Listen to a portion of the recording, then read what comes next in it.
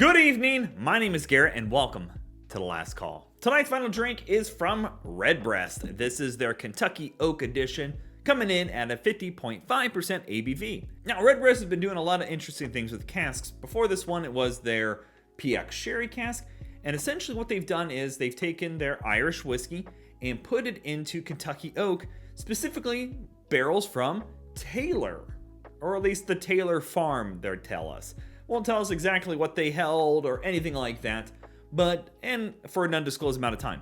Also to note, we don't know if this is a limited edition or if this is something they're going to keep on the shelf, but at this time, it is a limited edition. So, as always, we're trying it two different ways. First way, neat, no ice, no water. Second way, we'll add a drop of water, see what changes up. All right, and I forgot to mention the proof on this. It's 101 proof. It's calling back towards Kentucky straight bourbon whiskey. I love that. But I was lucky enough, one of the stores I browsed by here in Indiana actually got a few bottles of this in stock. And at least at the time of this recording in October 2022, they still had at least one bottle left. But make sure you hit that subscribe button and hang around to the channel. Tons of Redbreast coming up if this isn't the last one. I always love a good Redbreast, and tons of other whiskeys out there if you're interested. So I hope to see you around. Beautiful light color, but it's got a little darkness to it too. It does look great, very inviting. All right, let's go for notes. Ooh, that's interesting. So very light in the wood, but there is definitely a wood note in here. A very classic whiskey note. So, and what I say is it's not necessarily oak, but it's a lighter wood, like a sandalwood or a cedar wood, something along those lines. You definitely get the vanilla. A little bit of spice in there. But you also get the butterscotch.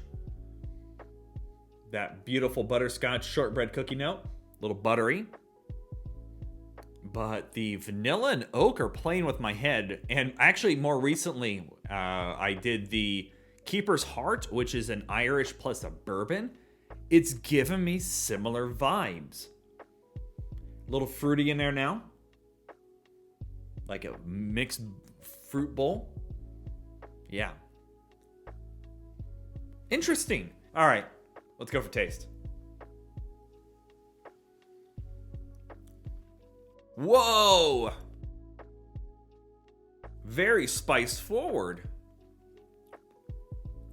But then it goes soft. Whoa, that's interesting. So. Boy, that's unique. It very much gives me the same vibes as Keeper's Heart.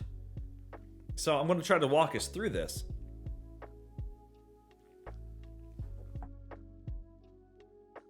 Fruit bowl, spice, and it's like almost like a rye spiciness going on here. Good section of oak. Then the oak subsides and goes very light. It goes a very much lighter wood note in there again, either sandalwood, cedar wood, something light. The Irish note is coming in that pot stilled and bringing in a lot of those interesting little tidbits in that with the spice quality. You get this cinnamon and the nutmeg and almost like the vanilla showing up, and the butteriness from the shortbread cookie is there.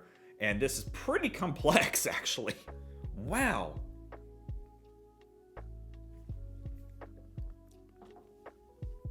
Definitely has a little bit of warmth from the ABV, but it subsides within a split second. So as soon as you sip it, you're like, ooh, that's warm. It goes away. I'm getting almost a little bit of a, what is that note? Clove? Maybe a little clove in there. That is super unique. Super unique. I like what they're doing with this. This is so crazy good. Wow, okay. I'm really surprised on the amount of spice they got to come across with this one. Just because I didn't expect that. Now, under most circumstances, adding water to an Irish makes it very mute. I'm shocked at how much flavor they brought across from the Kentucky oak.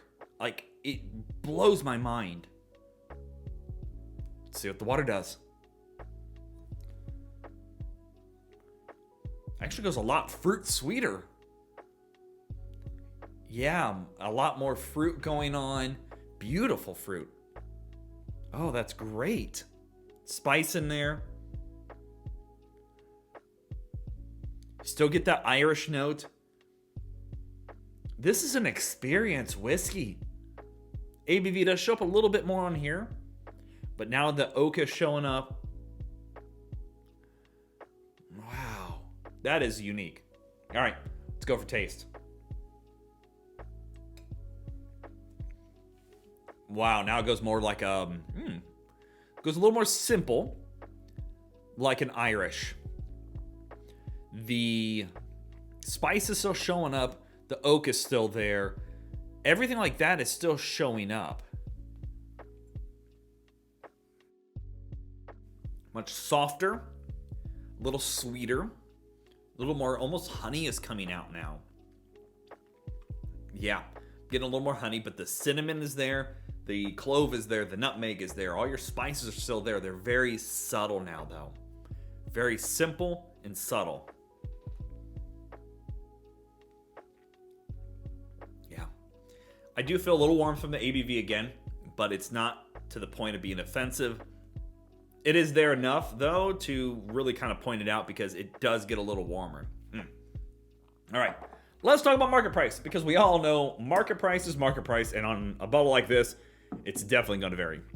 I paid $110 for it, and I think that's worth it. I've seen already some places going online for $200-$300, and anywhere between, I guess, as low as like $150 if you're lucky. I think people are preying on it because it could be a limited bottle. It's not worth $200-$300. Please don't spend that on this. $150, I would probably still feel comfortable just because it is a limited bottle. And I think this is so unique. It's definitely a whiskey you can explore and sit down with and really pick apart, because there's a lot of layers to it. And it's one that's going to keep evolving as time goes on for you. 100% worth it. $150, I'd easily buy another bottle of it, no problem. I wouldn't argue with that at all. $200 is definitely out of its wheelhouse on that price, just because I feel like, all right, now you're really kind of gouging me on price. But at $110, I almost feel like it's a steal. It's really, really great. I'm going to definitely have to put it up against the standard Redbreast and a few other things to really hone in that flavor. But what is coming across in the glass right now is superior for an Irish whiskey to really hone in those Kentucky notes. So yeah, there you have it, folks. Redbreast Kentucky Oak Edition. If you have any question about the bottle itself, let me know down in the comment section below. I will do my best to answer it. And if you have any specific spirit I should go looking for, also let me know down below. Love doing these reviews and sharing with you the experience at home. And as always, may your last drink of the night be the best one.